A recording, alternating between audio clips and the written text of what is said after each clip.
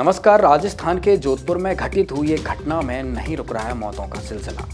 घर में शादी समारोह चल रहा था, जिस दौरान गैस सिलेंडर का ब्लास्ट हो गया, जिसके चलते दूल्हे के माता पिता समेत अब तक 32 लोगों की जान जा चुकी है। इस दिल दहने वाली खबर से संबंधित देखिए हमारी ये पूरी रिपोर्ट।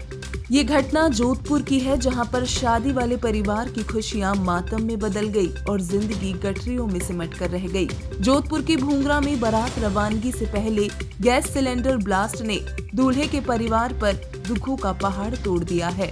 आपको बता दें, बीते 8 दिन में अब तक दूल्हे के माता पिता समेत लगभग 32 लोगों की मौत हो चुकी है। दूल्हे सुरेंद्र का एक भाई गांव में ही रुका हुआ है। वो घायलों को देखने अस्पताल नहीं गया, क्योंकि वो भी चला गया तो अंतिम संस्कार कौन करेगा। पिछले 5 दिनों से गांव में रोज गठरियों में सिमटकर जिंदगी आ रही है। इन गठरियों के बस अब नाम रिश्ते ही शेष हैं। माता पिता, चाचा, भतीजा, भांजा, बहनोई की देह इस कदर जल चुकी है कि अंतिम दर्शन भी नहीं कर सकते।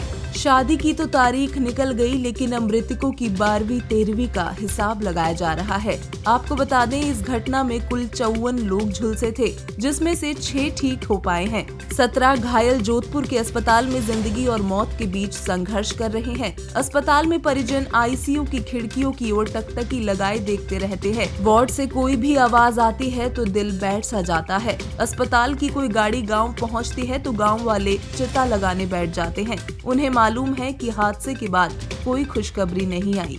आपको बता दें कि विवाह में व्यर्थ का खर्चा तथा व्यर्थ पारंपरिक परंपराएं आज समाज में एक कुरीति का हिस्सा है, जिसके चलते समाज में सैकड़ों बहन बेटियां प्रताड़ित की जाती हैं। दहेज रूपी दानव ने समाज में कन्या भ्रूण हत्या जैसी कुरीति को भी जन्म दिया है।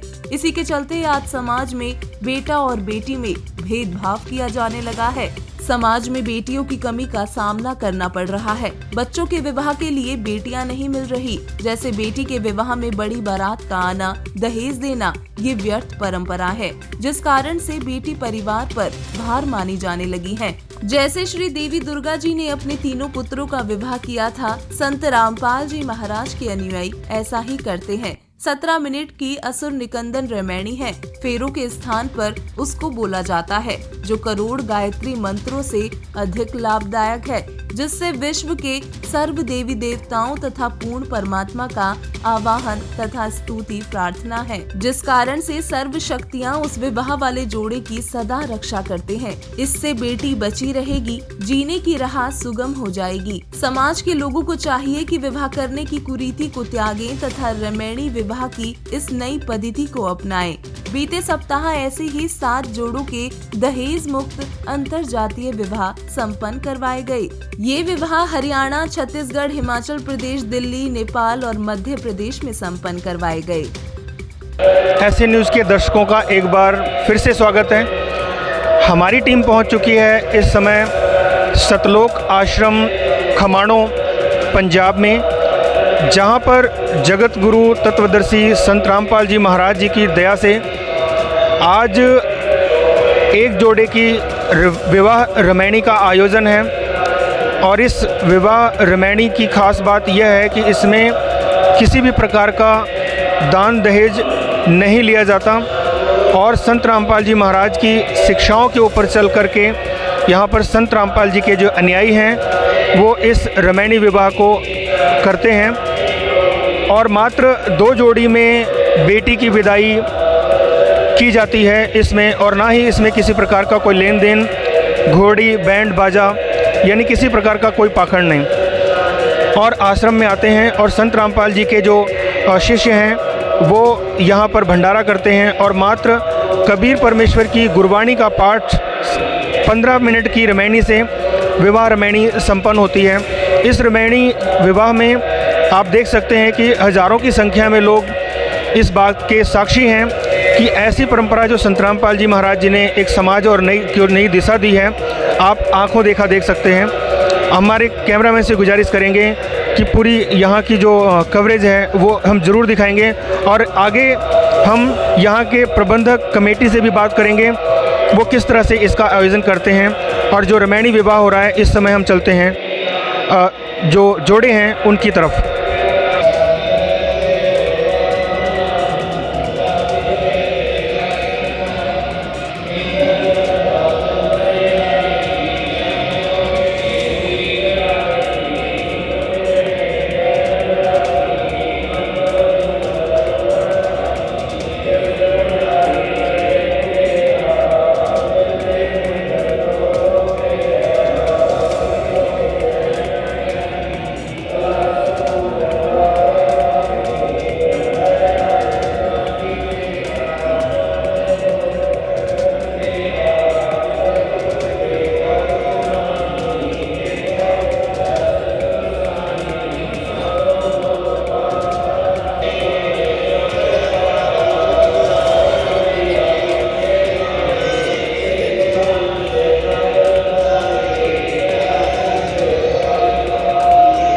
आज जैसे कि दहेज मुक्त विवाह आपने किया है, हर एक व्यक्ति का सपना होता है जब उसकी दहेज जैसी शादी हो तो उसमें दहेज में अपाची बाइक या और काफ़ी सारे सामान, अलमारी, बेड या फिर कई सारे कैश जो पैसे लेते हैं। तो क्या आपके मन में भी कुछ ऐसे सपने थे कि हमारी जब शादी होगी तो हम भी दहेज वगैरह लेंगे?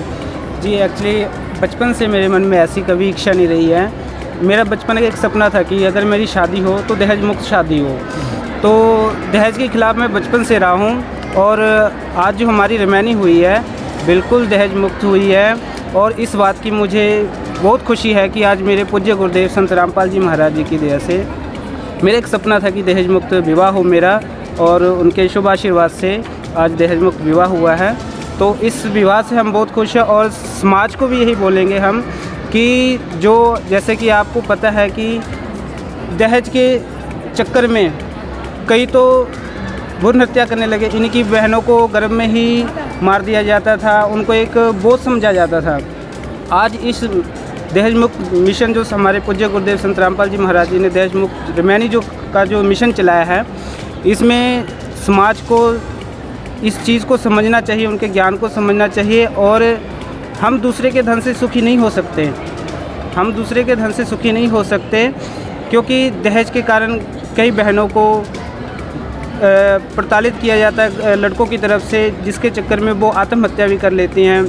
सुसाइड जैसे केस आ जाते हैं हमारे सामने, जो कि एक समाज में बहुत फैल रही बहुत बड़ी बुराई है। इस बुराई को जड़ से हमारे पूज्य गुरुदेव संत रामपाल जी महाराज जी ख़त्म कर रहे हैं। तो हमें खुशी है कि हमारा दहेज मुक्त विवाह हुआ और समाज को भी इस चीज़ में बढ़ चढ़ कर हिस्सा लेना चाहिए। सर, कहाँ से हैं आप और आपका नाम क्या है? जी, मेरा नाम भक्त आकाश दास है, मैं लुधियाना से हूँ।